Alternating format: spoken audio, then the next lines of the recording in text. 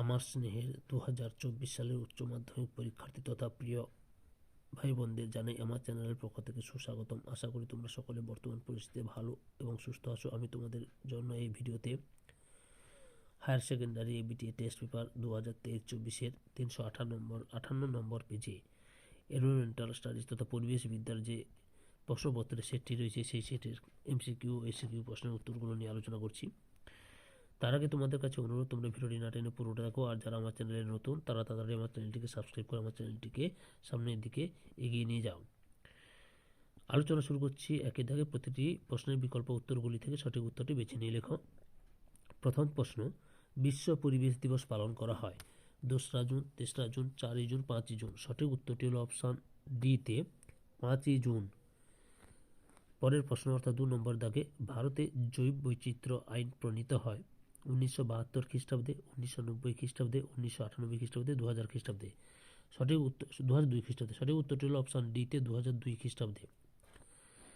3 দাগের প্রশ্ন, রেসারপিন নামক ঔষধ পাওয়া যায় ধুতুরা, আকন্দ, কালোমেঘ, সর্পগন্ধা গাছ থেকে। সঠিক উত্তরটি হলো অপশান ডিতে সর্পগন্ধা গাছ থেকে।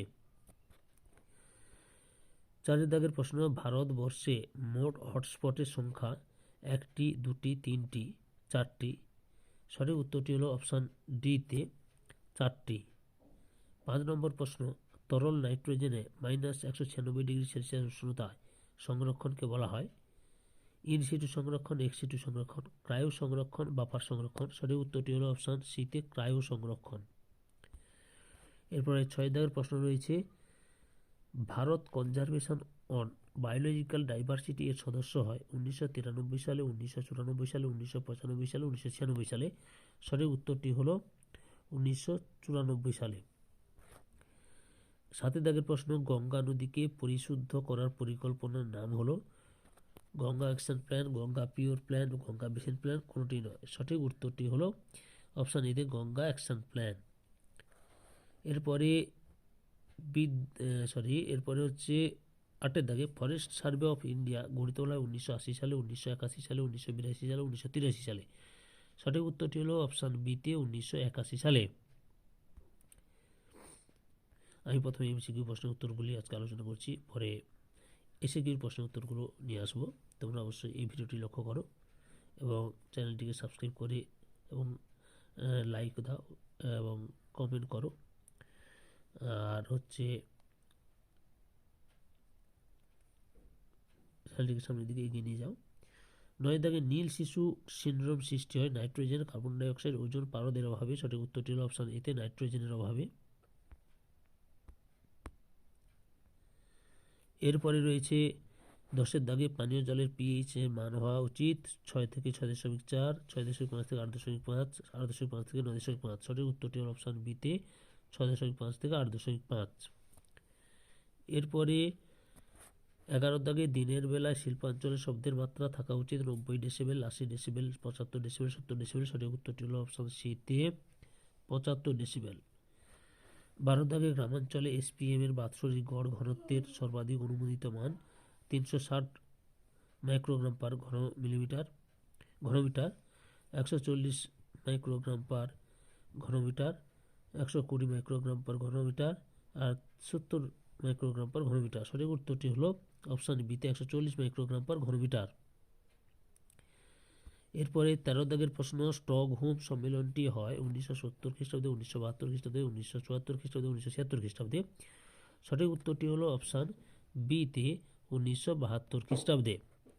এরপরে রয়েছে 14 দাগে, জীবমণ্ডল ও পরিবেশের সহনযোগ্য প্রয়োগই হলো অস্থায়ী উন্নয়ন, চিরস্থায়ী উন্নয়ন, সুস্থায়ী উন্নয়ন, অনুন্নয়ন। সঠিক উত্তরটি হলো অপশান সিতে সুস্থায়ী উন্নয়ন।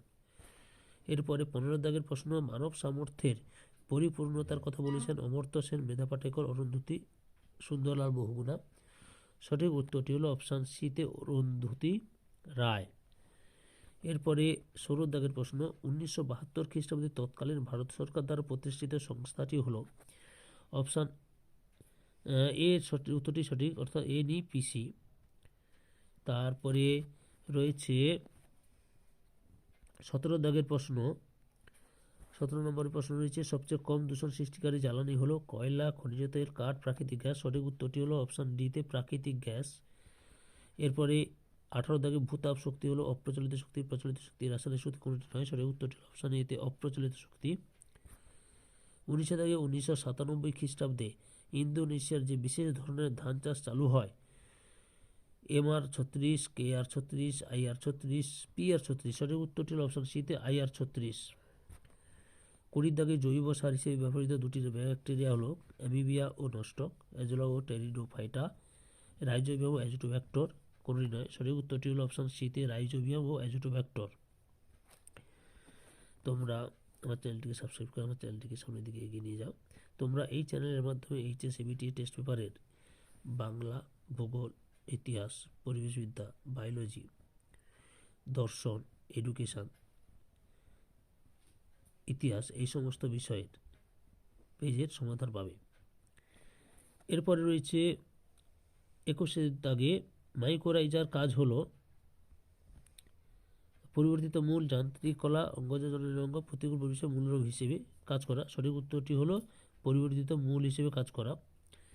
এরপরে 22 দাগের প্রশ্ন, খনিজ মৌল উদ্ভিদে প্রবেশ করে যে প্রক্রিয়া ব্যাপন, অভিস্রবণ, পরিচালন, পরিবহন প্রক্রিয়ায়।